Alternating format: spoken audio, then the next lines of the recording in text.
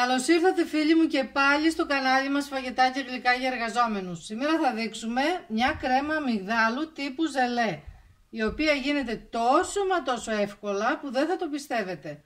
Πάμε να τη δούμε. Τα υλικά μας είναι 20 γραμμάρια ζελατίνη, 4 φλιτζάνια του τσαγιού γάλα αμυγδάλου, 1 βανίλια και 1 φλιτζάνι του τσαγιού ζάχαρη. Ρίχνουμε τη ζελατίνη σε ένα μπολ με κρύο νερό.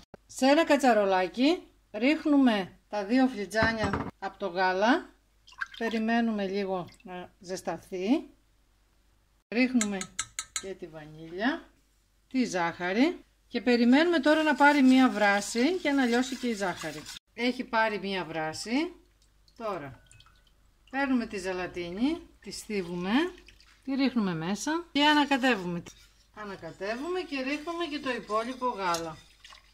Θα γεμίσουμε τώρα ένα ποτήρι. Μην τη βλέπετε έτσι ρευστή την κρέμα. Θα πήξει. Θα γίνει τέλεια. Χωρίς θερμίδες. 10 ώρες στο ψυγείο. Έτοιμη η κρέμα μας. Σερβίραμε με λίγο αμύγδαλο. Την τρώτε χωρίς τύψεις. Για να δούμε. Είναι τέλεια.